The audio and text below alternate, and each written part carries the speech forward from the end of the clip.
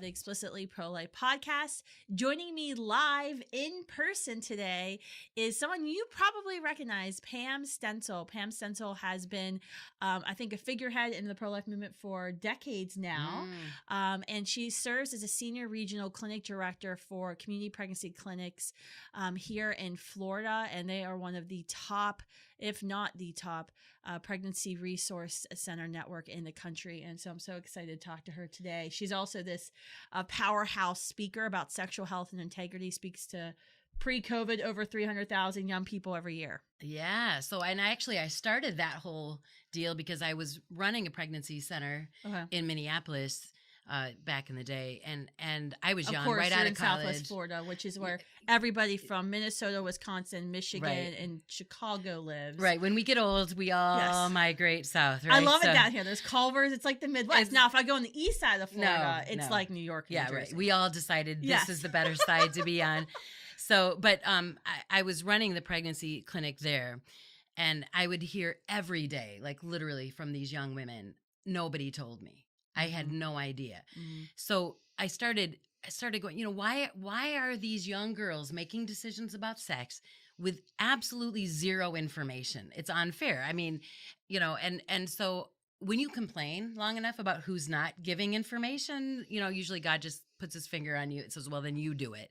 And I really started doing it, just to kind of in my own area, just to kind of make people aware. And a businessman approached Youth for Christ basically back then and said, there's a pregnancy center director that's talking about sex and somebody needs to put that on tape.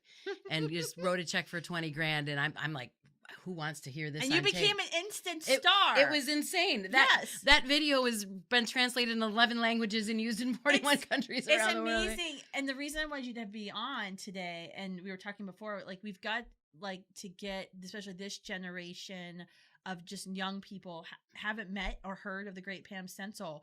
But I remember when I started in the pregnancy center in Steubenville, Ohio, the first 2 weeks of my training was watch every video ever made about abortion. So the Silent Scream, Father Frank Pavone, and a ton of Pam Stenzel videos. And so when I first met you the first time, I was like, oh my gosh, it's the Pam Stenzel from the VHS tape. So that that was huge for the whole pro-life movement.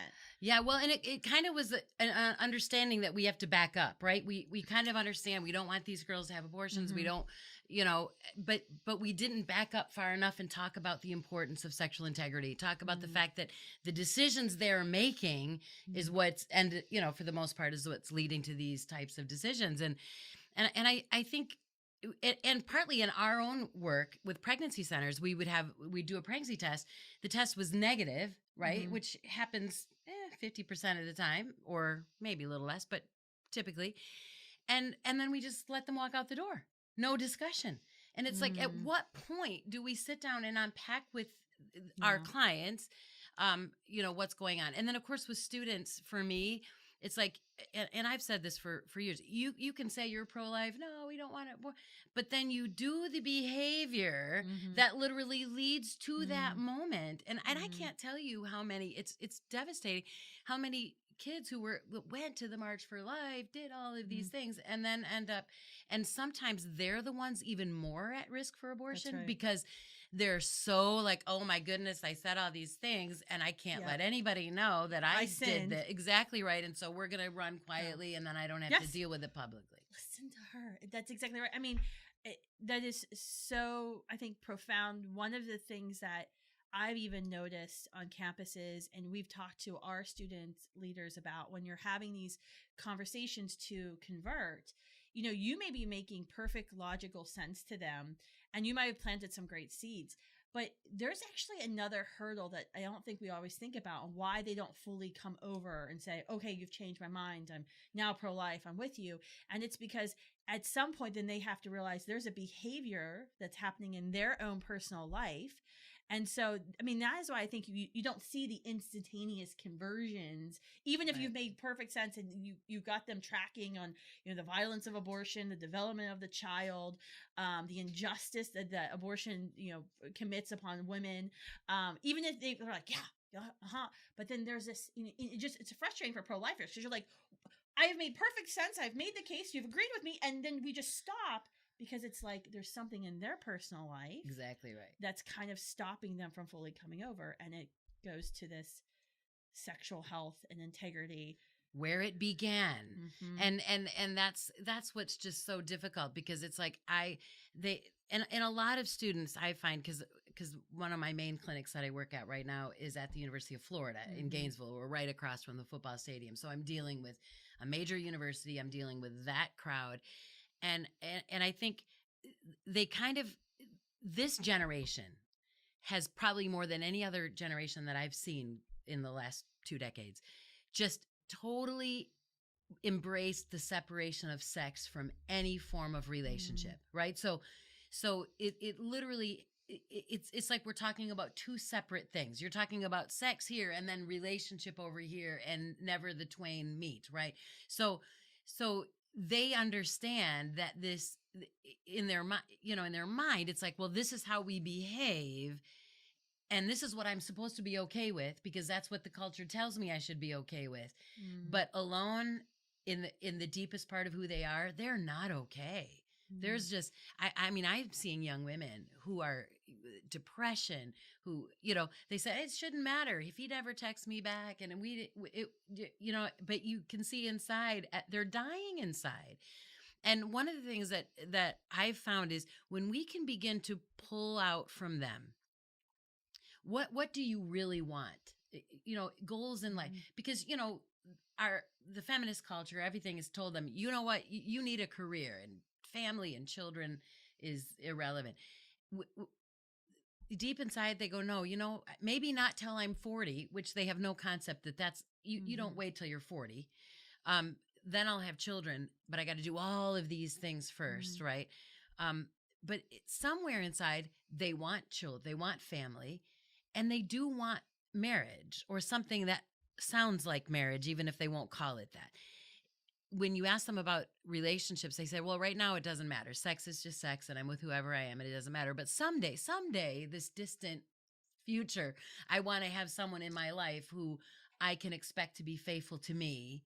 We can be monogamous. We can, we're not doing all of this. So to try and get them to say, okay, so if that's where you say you want to be someday, everything you're doing here is guaranteeing that will never happen. I mean, we've got epidemic STI levels right now, 26 million. And the reality is this, and people have to understand that we're talking about massive STI infection. We've never seen it this high. And the last year I have stats for, because the CDC is slow, is 2019. They haven't even put out 2020, and I have no idea what's going to happen, because they took all of their staffing and threw it at COVID. I mean, it's like I was at an emergency room for a kidney infection the other day, and they're like, "Oh, don't worry, we already sent it for a gonorrhea test." And I was like, "I don't have gonorrhea." Of course, it was like an automatic thing. Yeah, right. You just like, do that, I'm right? A 36-year-old married woman. Yeah, I know, it's crazy. It was like, I was like, gosh, like it was like intense. Yeah, like the instant, like, and then there was like questioning, and I was like, no, it's just a kidney infection, and just give me the drugs to make it go away. But I don't know if they're going to report. I don't know how, you know what I mean? It's kind of crazy. But when you think about it, of the massive number, almost 60% of all those new infections are people between the ages of 15 and 24.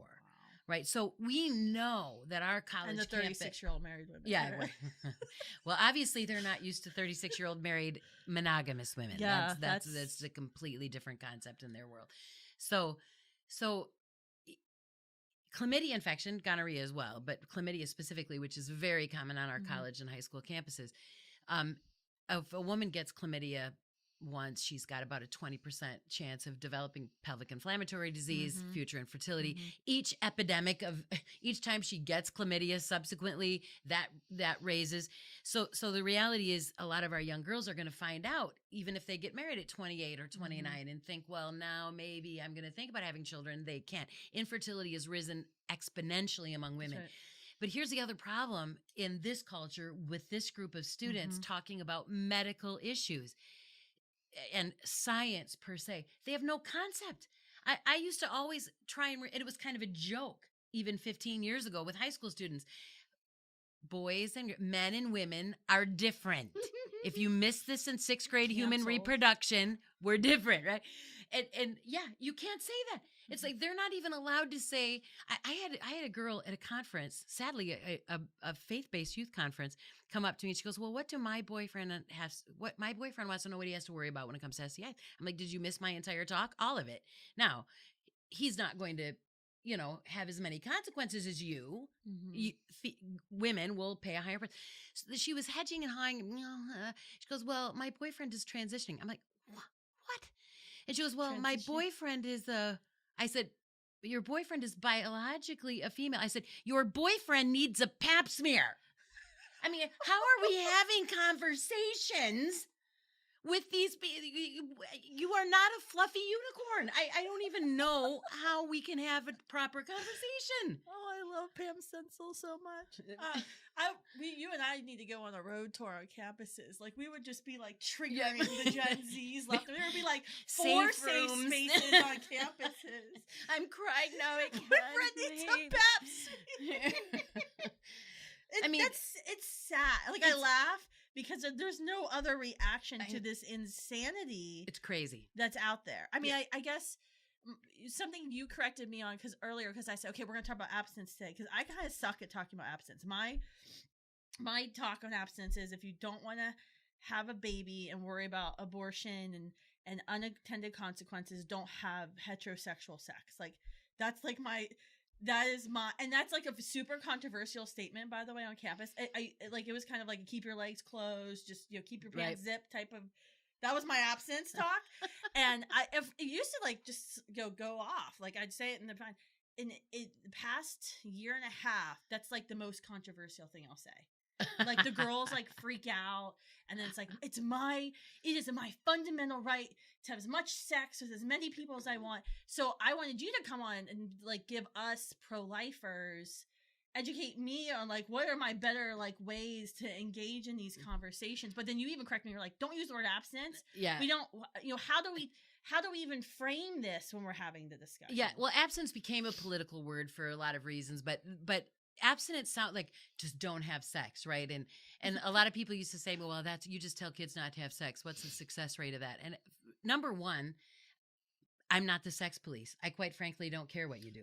Thank you. I don't care. Right. What I'm going to tell you is, if you have sex outside of one permanent monogamous relationship, and monogamy does not mean one at a time, that is one partner who has only been with you, you're going to pay a price, period. And I don't care how you feel. I don't care. Yeah. None of that matters. Science doesn't care. You will pay a price. And with the ridiculous numbers we just talked about, it's not like, well, it won't happen to me. Ridiculous. So here's the question. Are you willing to live with the permanent consequences of what you're doing?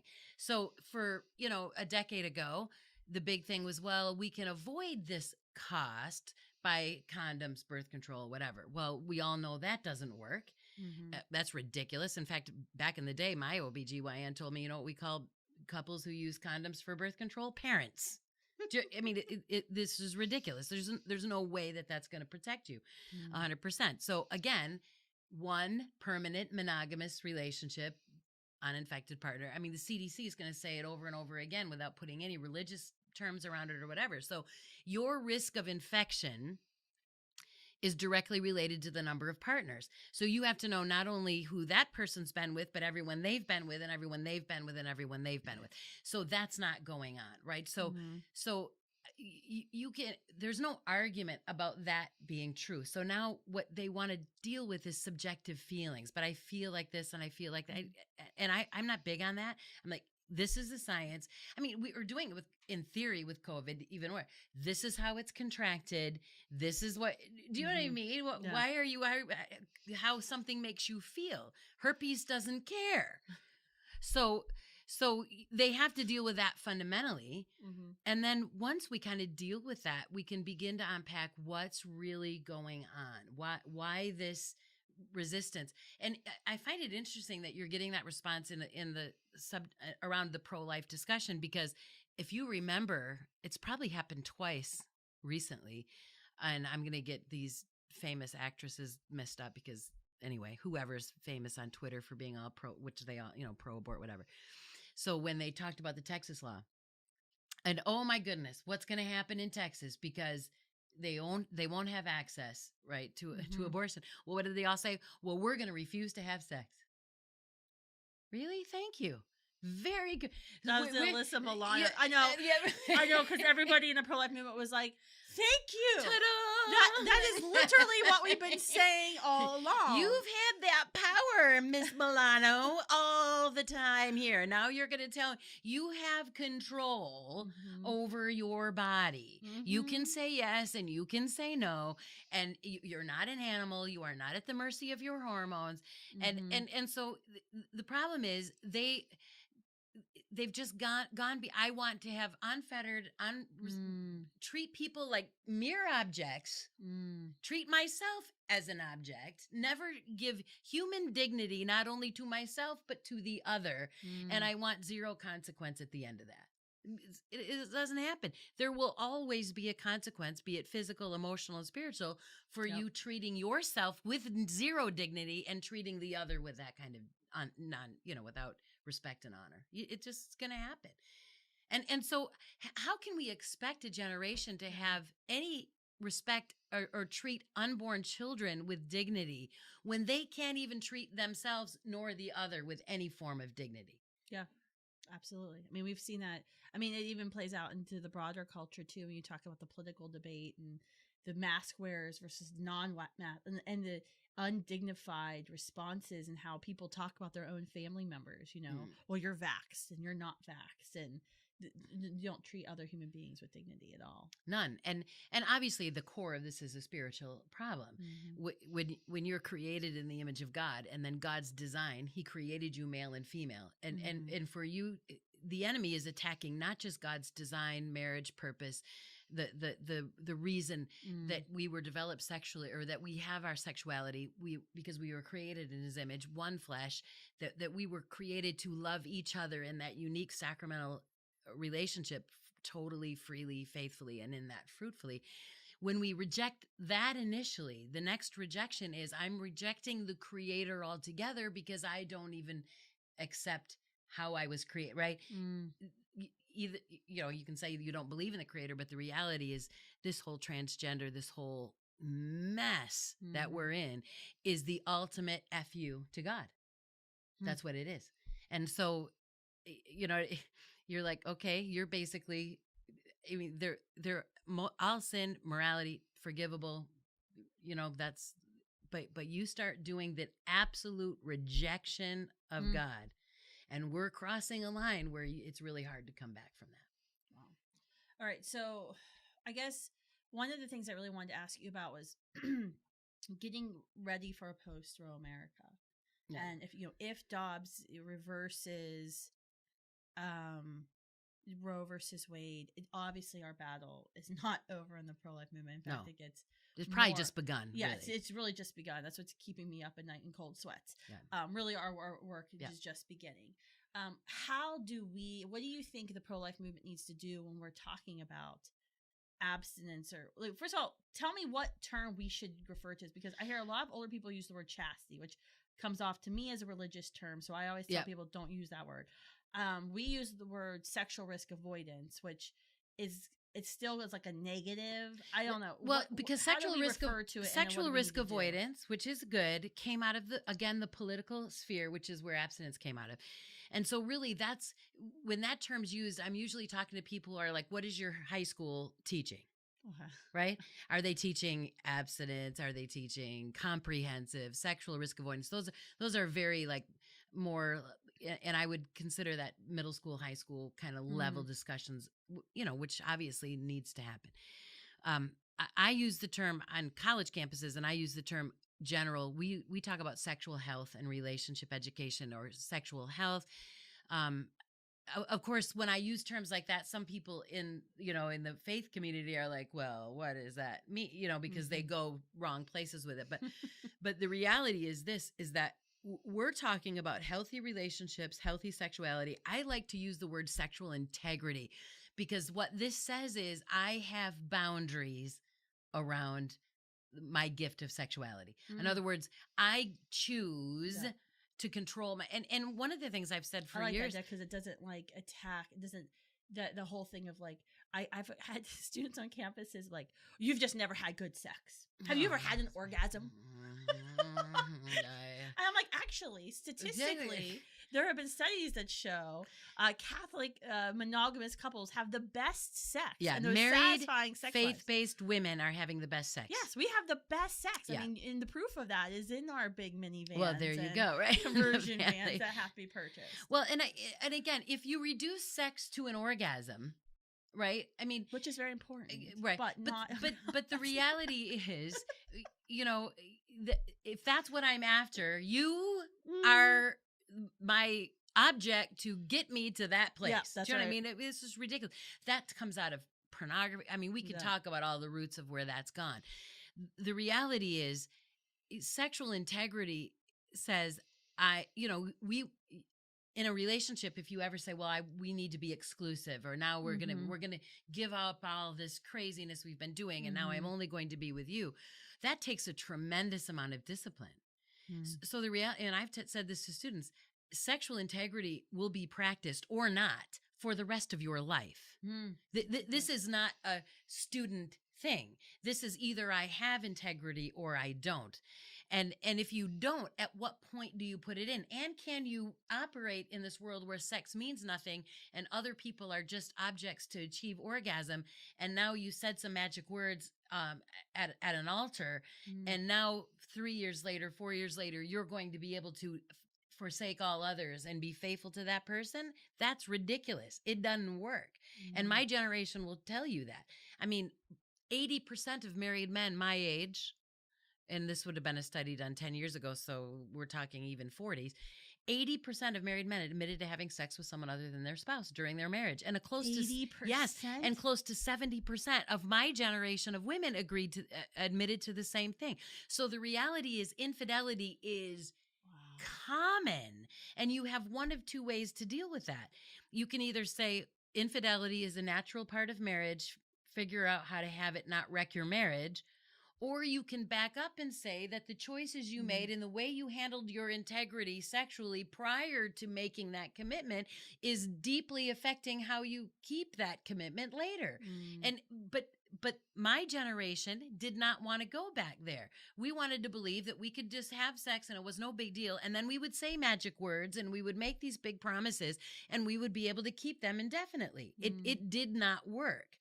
So it seems that a lot of this generation is just saying then marriage doesn't work, period. And their expectation is to have 50 years of just sex with whomever with zero commitment. And we know that at the end of the day, they can say whatever they want. At the end of the day, there's pain there, and relationships don't last. And so, that's why I tell students all the time, you have to think about your end game now, because you don't live this kind of lifestyle with all of its consequences physically and relationally, emotionally, and then think that you're going to fix all that and make that all different at 28 or 29 or 30 and then ride into the sunset and have something different. It's not going to happen. That's right. So what do we as pro-lifers need to be thinking about in a potential post-Roe world? Because this, it's only going to get more intense. Yeah. We're going to have post-abortive women and men coming out of everywhere who have kind of suppressed that icky feeling they got and, thought that the Supreme Court's allowing abortion made it somewhat okay. And then you have it, the law is a teacher for some people. So if they get their morality from legality, so we have that whole problem we have to address. We have an entire, 80% of people that we door knock in communities surrounding pregnancy centers through our Abortion-Free Cities campaign do not know the pregnancy centers exist. So we have that problem. But then we have this, sexual health, I always said abstinence, sexual health or integrity. Because, when abortion is not available to you, I mean, we could have the Melissa Milanos who go on sex strikes forever, which is great. Great. Please, everyone go on a sex strike. That would be great. That would be awesome. You have like, I'm actually going to do an interview with someone.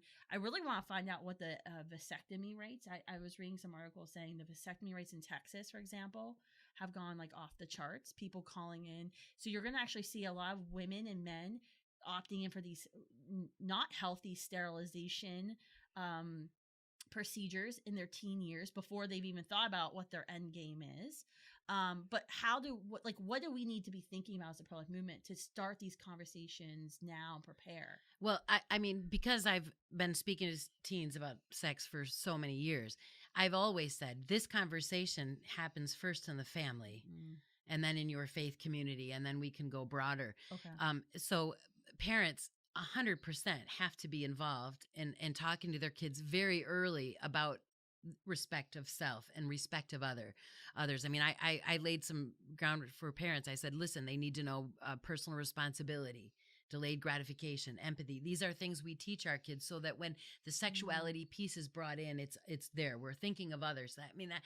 That's having one daughter and two boys with my sons, because the consequence to women is so high, and for our sons it doesn't appear to be as high. Just again, I'm assuming everyone knows there's a difference biologically.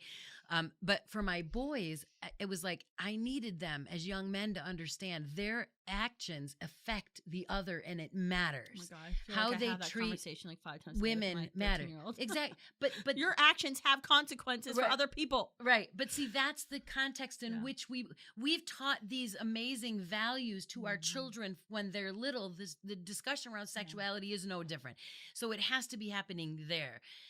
What I really see in post-row, what I'm seeing is, because I work in the pregnancy clinic movement, we are abortion pill reversal clinics. We're dealing with that. What I'm seeing on the college campus, the abortion movement, the pro-abort, their whole move, every effort that they're doing right now is putting into chemical abortion.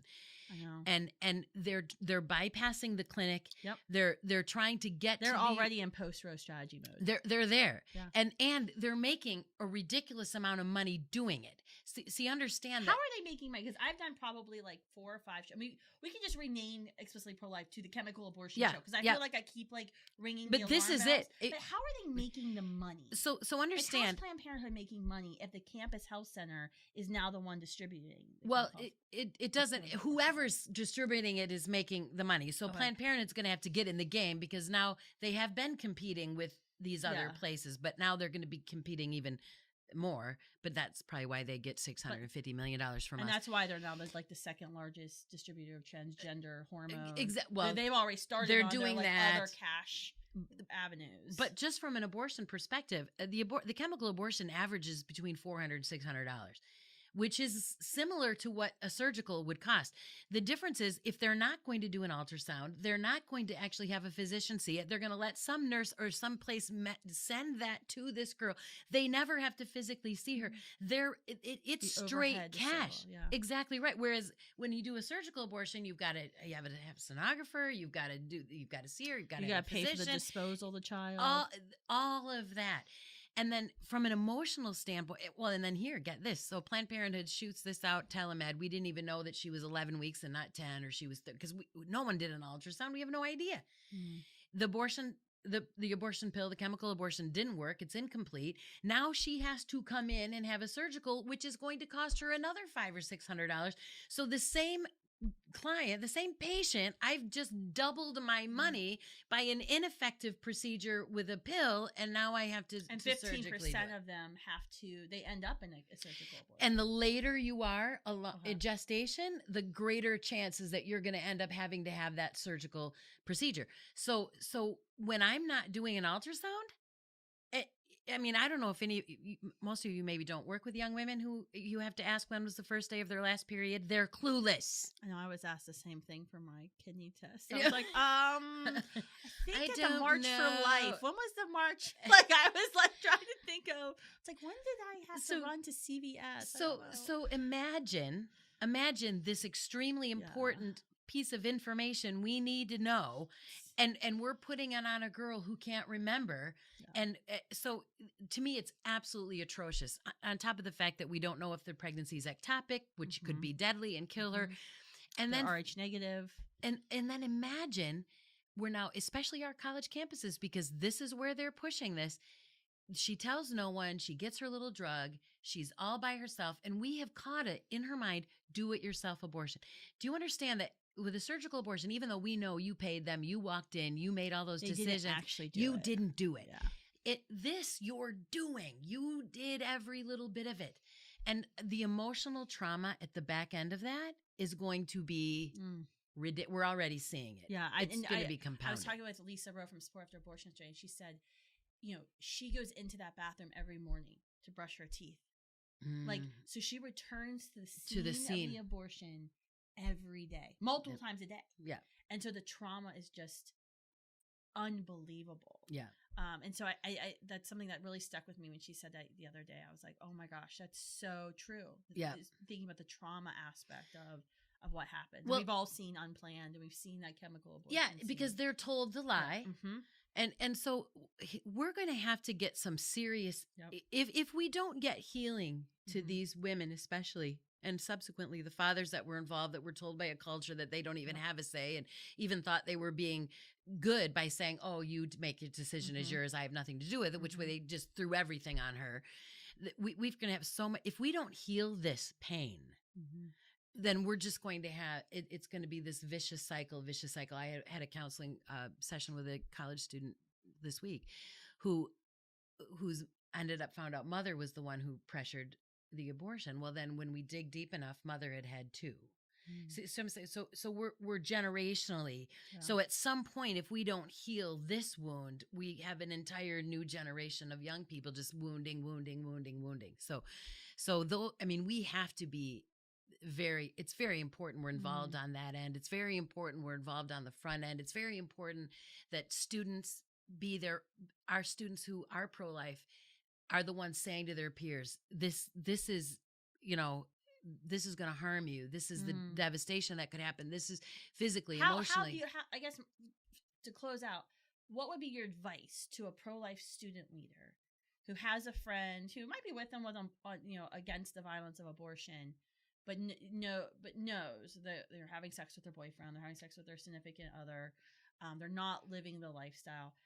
What is your advice to not have, how not to be weird in having that conversation? Besides, I know you're having sex, you should stop doing it. Yeah, well, I would back up and say, listen, pregnancy is one of the consequences, no matter what you're doing, of sex outside of a faithful monogamous relationship, which they're probably not in. Heterosexual. You have to clarify that on the campus. See, that's a nice thing, because pregnancy is not really a result of a non-heterosexual, depending. But there's a myriad of other issues, right? So that's really the least of your. I mean, pregnancy is survivable. You can live through that, right? You may not these others. So you have to take a long-term goal out of what's going on in relationships and really unpack those issues. But I would say for the student leaders, the most important thing is that their peers, whether their friends, their campus, knows where help is, knows where that pregnancy clinic is, know where they can go and get tested for STIs, where they can go and get a pregnancy test, an ultrasound. Make sure that they know those things need to be done. I always say this, 3 things have to be done before you make a decision for an abortion. You have to have a pregnancy test, lab quality, not your EPT you bought at CVS. You need to have an ultrasound, and you need to be STI free. You need to know you're not carrying an infection in your cervix that if you went and had a surgical abortion, that abortionist would push up into your tubes. So before you make any decision, know those 3 things. I can do all 3 of those things for you for free. Come here first. Let us do that. And then we'll have a discussion about what your option is beyond that.